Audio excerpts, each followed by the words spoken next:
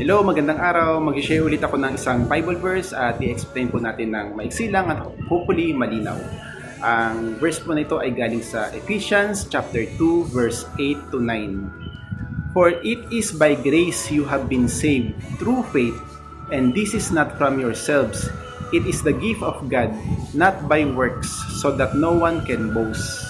Ang pinag-uusapan po dito is yung salvation po natin, no? Dun sa after po natin mawala po dito sa earth, kung ano po yung kalalagay, kung saan po tayo pupunta pagdating po ng araw.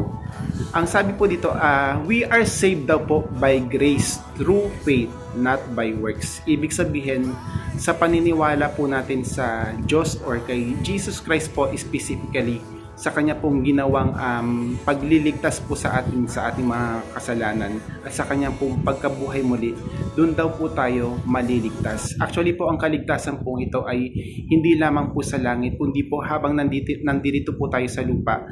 Pwede na po nating ma-experience yung glimpse kung ano po yung nasa heaven. We can receive po yung everlasting life, peace, and joy, and wisdom, at lahat pa po ng mga inheritance na po pwede nating ma-receive sa paniniwala po kay Jesus Christ.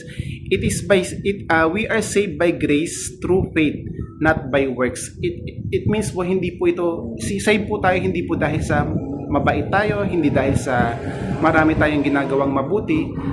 Save po tayo dahil po sa paniniwala po natin by faith alone or by grace alone. Kaya po hindi po natin pwedeng ipagmalaki. Kaya nga po sabi, it is the gift of God, not by works, so that no one can boast. Kaya po hindi po natin pwedeng ipagmalaki na ligtas ako dahil mabait ako, ligtas ako dahil marami akong tinulungan, ligtas ako dahil marami akong dinonate. Ito po ay gift of God.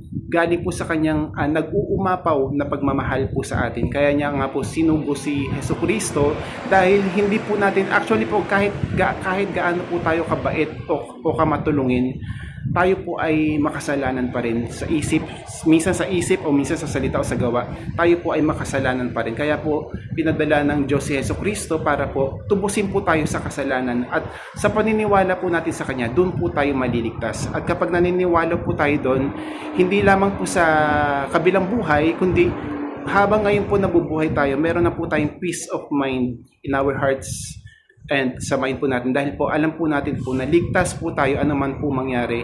Magkamali man tayo minsan o madapa tayo po ay ligtas pa rin po. At dahil po sa kaligtasan na ito, hindi naman po tayo patuloy na mamumuhay sa kasalanan, although paminsan-minsan is makakagawa tayo, pero ito po ang mag-guide po sa atin para po tayo mas magmahal at gumawa ng mabuti. Sabi nga po ni Jesus Christ sa John chapter 3 verse 16, for God so loved the world that He gave His only Son, that whoever believes in Him shall not perish but have everlasting life.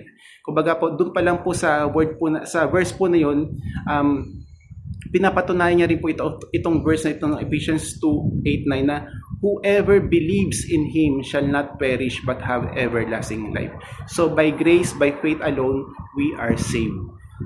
Isa pa nga pong sitwasyon po nung nakapako po si Jesus sa krus, nung siya po ay malapit ng mamatay, yung katabi niya pong isang magnanakaw, sabi, nung humingi po siya ng tawad at sinabi niya, naniniwala po ako, at ang sabi po ni Jesus Christ, you will be with me in paradise.